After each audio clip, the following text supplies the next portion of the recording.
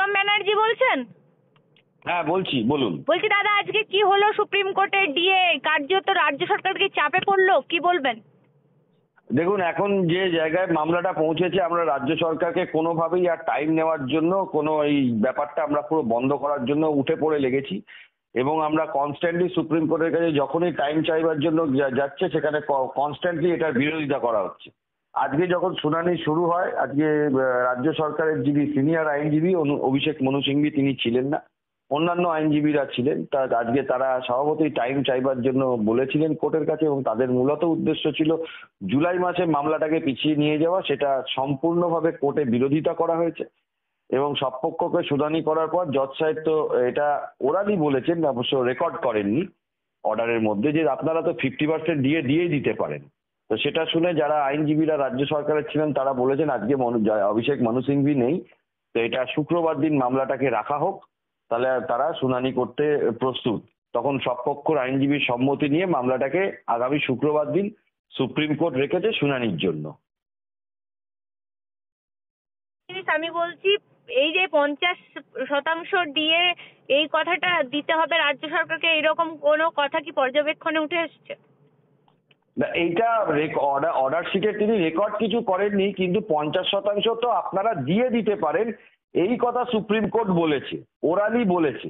তো এটা কোনো অর্ডারের মধ্যে রেকর্ড হয়নি। শুক্রবার দিন পূর্ণাঙ্গ শুনানি হবে। 50% সেটা এরিয়ারের কথা সুপ্রিম কোর্ট বোঝাতে চেয়েছে, কারণ হিউজ পরিমাণ এরিয়ার হয়েছে, প্রায় 2009 থেকে আর আজকে 2025 অব্দি যদি ধরা হয়, বিশেষ করে 2009-এর রোপা যদি ধরা হয়, সেটা তো সত্যিই হয়েছে। এটা তো মানে অন রেকর্ড ফ্যাক্ট, এটা তো কোনো মিথ্যে কথা না, এটা সত্যিই হয়েছে।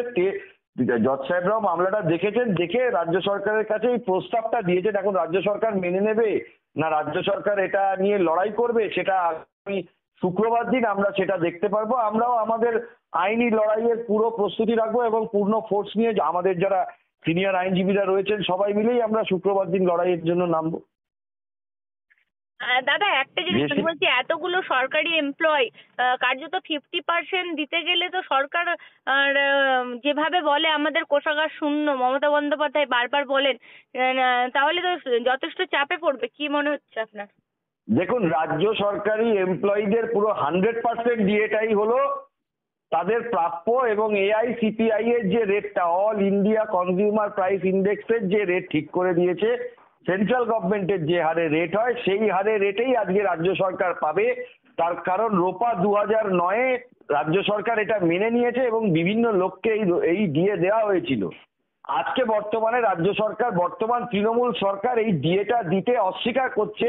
তার মেন কারণ হচ্ছিল এই ডিএর টাকাটা মেরে আজকে তৃণমূলের নেতাদের চলছে।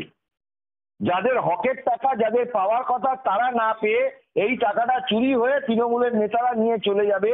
এই ডিএর পয়সায় মুখ্যমন্ত্রী লন্ডন বেড়াতে যাবে, এইটা কি করে সম্ভব?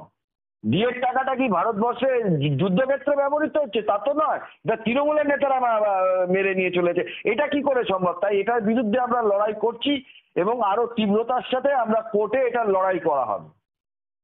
দাদা, আর একটা জিনিস, আজকে মুখ্যমন্ত্রী বলছেন যে এপ্রিল মাস থেকেই যাদেরকে, ওই যে শিক্ষাকর্মী যাদের চাকরি চলে গেছে, তাদের সংসার চালাতে হবে, তাদেরকে কার্যত ভাতা যেটা দেওয়ার কথা এপ্রিল থেকেই দেওয়া হবে, কি বলবেন? আরেকবার বলুন, আমি ঠিক শুনতে পেলাম না। আমি বলছি, যাদের ভাতা মানে শিক্ষাকর্মীদেরকে মুখ্যমন্ত্রী দেওয়ার কথা ঘোষণা করেছিলেন, যাদের চাকরি সুপ্রিম কোর্টে চলে গিয়েছিল, তাদেরকে তাদের ভাতাটা এপ্রিল মাস, মানে অর্থাৎ পেছনের যে মাস, এপ্রিল মাস থেকে শুরু হবে, মানে কাউন্ট করা ভাতা দেওয়ার পদ্ধতি। দেখুন, আমি যদি কোনো জেনুইন ক্যান্ডিডেটকে মুখ্যমন্ত্রী কিছু করতে চান, কোনো অসুবিধে নেই, কিন্তু টেন্টেড ক্যান্ডিডেটরা যদি ভাতা পায় তাতে আমার কোনো আপত্তি নেই। তাহলে 22 লক্ষ যে পরীক্ষার্থী রয়েছিল এসএলএসটি, তাদেরকেও ভাতা দেওয়ার আমরা দাবি তুলব। ভারতীয় নাগরিক হিসাবে, পশ্চিমবঙ্গবাসী হিসাবে তাদের দিতে হবে। যারা প্রাইমারি টেটে ফর্ম ফিল আপ করেছিল, যাদের অ্যাডমিট কার্ড আছে, তাদেরকেও ভাতা দিতে হবে। কলেজ সার্ভিস কমিশনে যারা অ্যাপ্লাই করেছিল, তাদেরকেও ভাতা দিতে হবে। যারা প্যারা টিচার, যাদের মাইনে 13,000, 5,000, 7,000 কন্ট্রাকচুয়াল কাজ করেন সরকারের আন্ডারে, কম মাইনে পান, তাদেরও মাইনেটা বাড়িয়ে ইকুয়াল পে ইকুয়াল ওয়ার্ক, সম কাজে সম বেতন, রেগুলার মানুষজন যে ভাতা পায়, যে মাইনে পায়, সেই মাইনে দেওয়ার আমি দাবি করব। এর জন্য সমস্ত মানুষকে বলবো আপনারা আবেদন করুন। শুধুমাত্র যারা টেন্টেড ক্যান্ডিডেট তারা ভাতা পাবে, আর বাকি যারা জেনুইন ক্যান্ডিডেট, যারা পরীক্ষার্থী ছিল, 22 লক্ষ পরীক্ষার্থী SLST তে, আপনার প্রাইমারিতে আপনার আরো 22 লক্ষ পরীক্ষার্থী, পাবলিক সার্ভিস কমিশনে আরো 10 লক্ষ পরীক্ষার্থী বছরের পর বছর, তারাই না কেন ভাতা পাবে না? এটা তো আমি মানুষের কাছে আবেদন করব আপনাদের মাধ্যমে যে আপনারা সবাই মিলে ভাতার জন্য দাবি করুন। সারা পশ্চিমবাংলার মানুষের তারা মুখ্যমন্ত্রী বলছে ওদের যুব সমাজে সংসারটা কি করে চলবে, ওদের তো চাকরি চলে গেছে, ওরা কি করে খাবে? মুখ্যমন্ত্রী বলছেন, আজকে প্রেস করে দুঃখ প্রকাশ করেছেন। দেখুন, আরো আমি একটা কথা বলতে চাই যে যদি জেনুইন যারা ক্যান্ডিডেট তাদের জন্য যদি আজকে মুখ্যমন্ত্রী ভাবতেন তাহলে আমাদের বলার কিছু ছিল না, কিন্তু যদি টেন্টেড ক্যান্ডিডেটরা ভাতা পায় তাদের জন্য তিনি যখন চিন্তা করছেন, তাদের থেকে টাকা নিয়ে চাকরি দিয়েছে তাই জন্য চিন্তা করছেন, তাহলে যারা টাকা দিতে পারলো না তৃণমূলকে, এই যে 22 লক্ষ পরীক্ষার্থী SLST তে, প্রাইমারিতে আরো 22 লক্ষ পরীক্ষার্থী, আপনার এই college service commission, public service কমিশনে যে 10 লাখ 20 লাখ করে পরীক্ষার্থী, এদের সংখ্যাটা তো মিনিমাম 1 কোটির ওপর মানুষ হবে, তারা কেন ভাতা পাবে না? তাদের জন্য কেন দাবি করলে কি অন্যায় কাজটা করা হবে? তারা তো জীবনে কিছুই পেল না, তাদের জীবনটা তো পুরো শেষ হয়ে গেল এই দুর্নীতির জন্য। প্রতিটা ফিল্ডে দুর্নীতি হয়েছে। আজকে পশ্চিমবাংলাতে সমস্ত চাকরির পরীক্ষা বন্ধ হয়ে আছে, হচ্ছে না। তো যাদের চাকরির পরীক্ষা বন্ধ হয়ে আছে, যারা অ্যাপ্লিকেন্ট, যারা ভ্যালিড অ্যাপ্লিকেন্ট, যারা অ্যাপ্লাই করতে পারেন বা যাদের অ্যাপ্লিকেশন ফর্ম আছে, তারাও কেন ভাতা পাবে না? আমি তো এই প্রশ্নটা জনগণের কাছে রাখবো, তাদেরকে কেন ভাতা দেওয়া হবে? মুখ্যমন্ত্রী বলছেন সংসার চালাতে তো অসুবিধা হচ্ছে, বলুন ওদের সমস্যা হচ্ছে। হ্যাঁ, তাহলে এই যারা চাকরি পায়নি তাদেরও তো সংসার চালাতে অসুবিধা হচ্ছে, তাদেরকে কেন মুখ্যমন্ত্রী দেবেন না?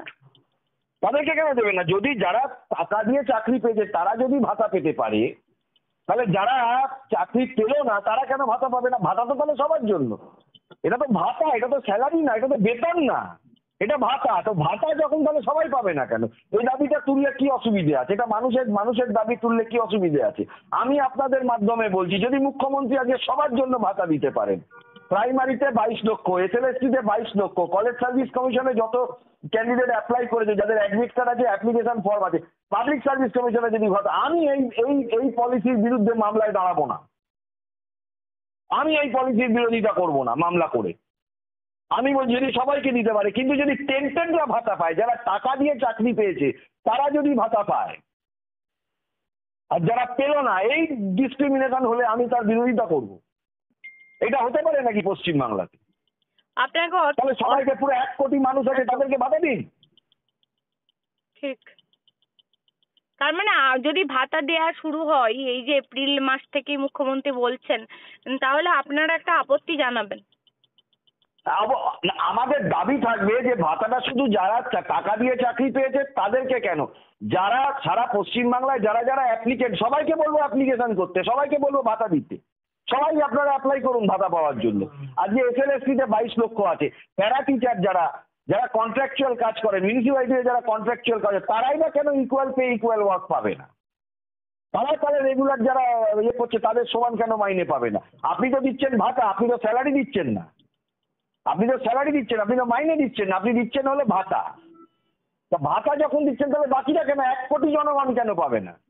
আমার তো সেটাই প্রশ্ন। যদি 1 কোটি জনগণ পায়, পশ্চিমবাংলার সমস্ত মানুষ পায়, তাহলে আমরা কোনো বিরোধিতা করব।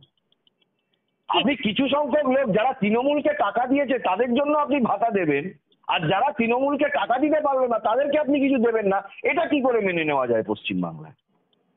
আপনাকে অসংখ্য ধন্যবাদ বিক্রম দা, আমাদেরকে এতক্ষণ সময় দেওয়ার জন্য। নমস্কার।